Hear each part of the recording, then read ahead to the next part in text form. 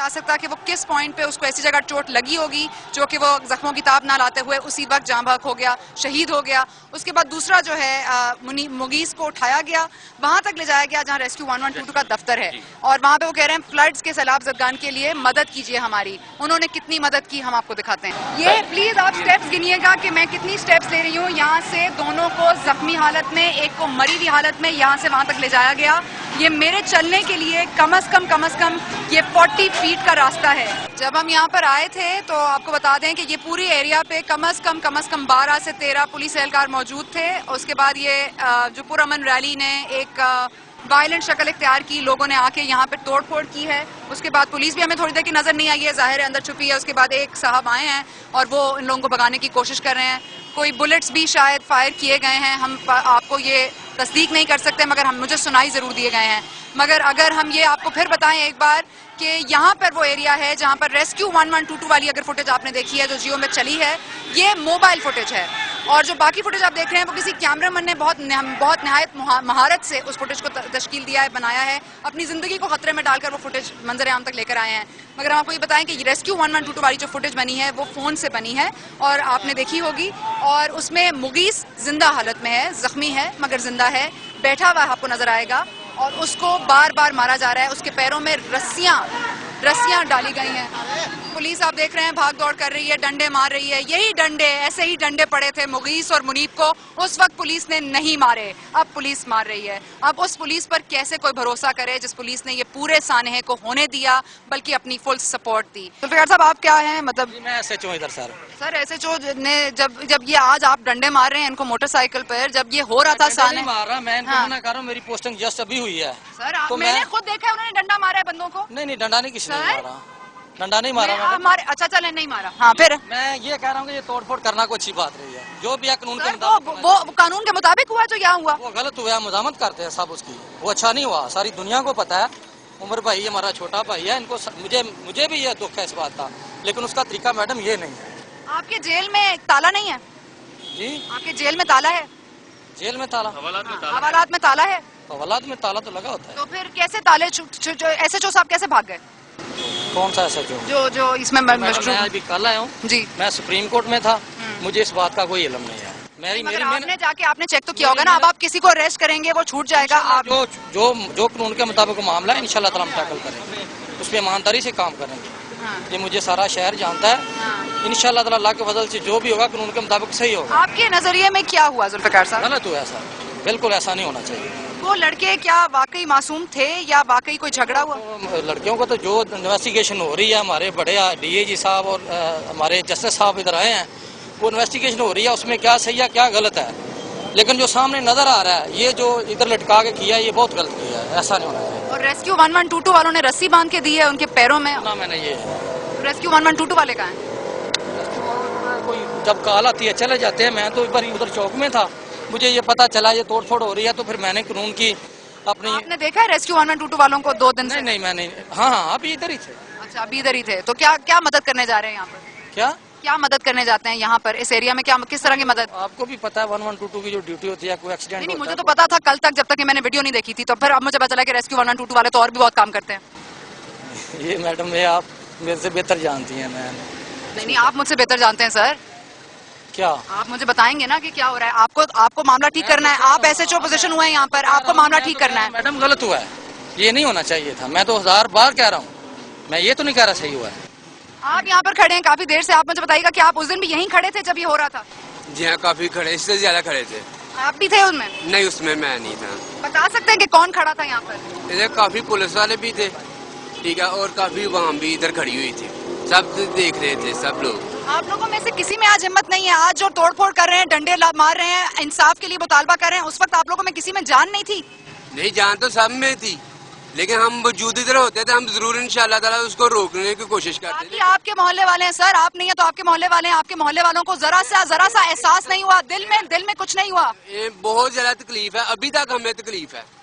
जैसे आडे जा रहा था उस दिन इतवार की सुबह, तो उस दिन ये मेरे आने से पहले तो पता लगा ये इधर 2 डाकू पकड़े गए हैं, तो उनके साथ ये बहुत ज्यादा बुरा सलूक किया, लेकिन मैं गुजर गया था। जब मैंने मूवी देखी है तो बहुत ज्यादा तकलीफ हुई है, इतनी ज्यादा तकलीफ हुई है। मैं पूरे ऑल डाकुओं को साथ बुरा किया जाए तो तकलीफ नहीं होती, पता चले बाद में वीडियो चले, फुटेज चले। आप कहाँ से हैं? हमको नहीं पता, हम तो इधर थे, ये अपने शहर से आए हैं। मैं Punjab university maths communication department का स्टूडेंट हूँ और लाहौर से हूँ। मैंने कल यूट्यूब पे ये सारा वाकया देखा तो मुझे बहुत दुख हुआ इस चीज़ का। मैं सारी रात सोया नहीं, तकरीबन मेरी आंखों में सारी रात आंसू रहे। मेरी अम्मी ने भी देखा और उनके साथ भी यही प्रॉब्लम। तो फिर अब मैं वहाँ से आ रहा हूँ ये सब चीज़ें देखने के लिए कि यहाँ पे ये जो कुछ हुआ, तो ये वाकई ये जो हमारी आवाम है ये बेहिस हो चुकी है, इनके दिल में बिल्कुल भी इस चीज़ का रहम नहीं है। अब देखिए ये सब लोग तमाशा देखने के लिए यहाँ पे खड़े हैं, टीवी में हमारी खबर आ जाए, शक्ल आ जाए, लेकिन तब ये लोग कहाँ थे जब मैंने भी देखा कि इतने सारे लोग वहाँ पे मौजूद थे, लेकिन किसी ने भी हिम्मत नहीं की कि उनको छुड़वा सके। और जो लोग इसको देख रहे थे, इस तमाशे को होते हुए, मगर उनमें हिम्मत नहीं थी आगे बढ़कर मदद करने की। पाकिस्तानी अवाम बेहिस हो गई है ना, उनमें वो तरफ नहीं है, जज्बा नहीं है ना। लोग किसी को मरता हुआ देखते लोग भाग जाते हैं। आप भी और मैं भी तो पाकिस्तानी अवाम है। पाकिस्तानी हमने तो युवा की जो नशियात या रात के नशियात देखा है, जब हमने देखा हमें बहुत दुख हुआ है। और जो फैमिली थी वो तो मजहबी घराने तल्लक थे, उनके खानदान में कोई पीछे किसी को लूज टॉक करते देखे हम लोगों ने देखा। इतनी अच्छी आपने ये प्रोटेस्ट देखी जो ये कर रहे हैं? प्रोटेस्ट देखी है और ये जुलूस बड़ा पुरअमन चल रहा था। पता नहीं कुछ लोग ऐसे आए जिन्होंने ये तोड़फोड़ की है, पीछे जुलूस पुरअमन जा रहा है और हमने पुरअमन जूस निकाला और ऐसी कोई बात नहीं की। हमने तो हमारा एक जो तड़प है, दुख है कि उन लोगों का जो कुछ हुआ है, तड़प और दुख उनकी मौत के बाद आया। बस ये मसला यही है। बस ठीक है, शुक्रिया, बड़ी मेहरबानी आपकी। सलाम बाबा जी। वालेकुम सलाम। बाबा जी ये आपकी दुकान है? नहीं मेरी दुकान नहीं। आप क्या कर रहे हैं? मैं अकबराबाद से आया हूँ, रेडी लगाता हूँ अपना सब्जी की रेडी। यहाँ लगाते हैं कहीं आस पास? आज लगाई है। आपको पता है कि उस दिन क्या हुआ था यहाँ? मुझे कोई मालूम नहीं, मैं यहाँ नहीं था वहाँ। आप मौजूद थे यहाँ? ये मेरी दुकान है जी।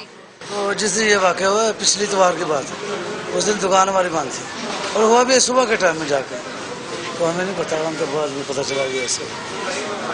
इतने सारे लोग यहाँ मौजूद थे, 100 से ज्यादा बंदा नजर आ रहा है। वो कौन लोग होंगे? बुटर के थे, कहीं और के थे? मैं तो इस इलाके के में नहीं रहता, मैं दूर से आता हूँ जी। तो ये इधर हैं, इधर के होंगे जो उन्होंने, इधर ही वाक़या हुआ। हम तो शाम को पता चला था उस दिन ये बात। वो कहते हैं हमसे इंटरव्यू लो, उधर को जाता ही नहीं है। हम तो जाते हैं, वहाँ में तो मारते हैं।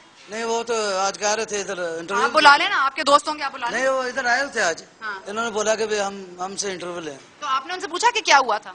आपने उनसे पूछा कि क्या बात? कहा कि हम इधर आज डाकू आए थे उसे लूटने के लिए, उन्होंने हमारे 3-4 आदमी मारे हैं, फिर हमने पकड़ के रेस्क्यू के उस हवाले किया, पुलिस को बुलाया, पुलिस में ये मसला ये वो बता रहे थे वो। अच्छा, बुटर वाले ये कहते हैं कि 2 डाकू मारे हैं। उनसे बात करें। अच्छा, उधर जाऊँ?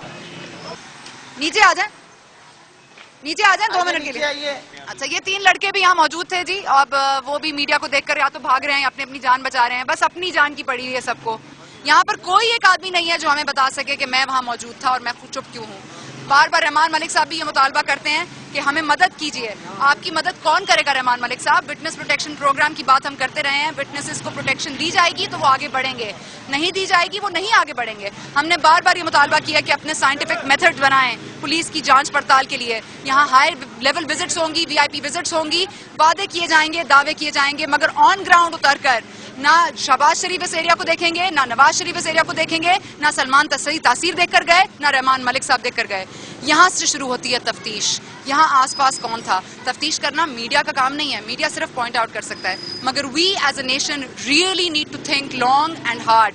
हम क्या कर रहे हैं, हम अपने आसपास के लोगों के साथ क्या कर रहे हैं और हम दूसरे लोगों के साथ क्या कर रहे हैं। और एक बहुत इंपॉर्टेंट बात है, इन लोगों को सजा देना, फांसी पे लटका देना, वो तो एक जायज बात है ही, वो तो होनी ही चाहिए। मगर इवेंचुअली हम इतने इंटॉलरेंट क्यों हो गए एज अ सोसाइटी? हमारे यहाँ जो एक कम्युनिटी नेटवर्क था वो क्यों खत्म हो गया है? हमें एक दूसरे की मुखालफत बर्दाश्त करने की सक्कत क्यों नहीं रही? हम अगर एक दूसरे से किसी बात पर अग्री नहीं करते तो हम एक दूसरे को मार क्यों देते हैं? हम बात क्यों नहीं करते? यहाँ जरूरत है इस वक्त उलमास की, यहाँ जरूरत है इस वक्त आपके पुलिस ऑफिशियल्स की, यहाँ जरूरत है आपके एजुकेशनिस्ट्स की, यहाँ जरूरत है एक ऐसी कमेटी तश्कील देने की जो इस बात को समझ सके कि एक्चुअली सोसाइटी में ये बिहेवियरल चेंजेस आ ही क्यों रहे हैं।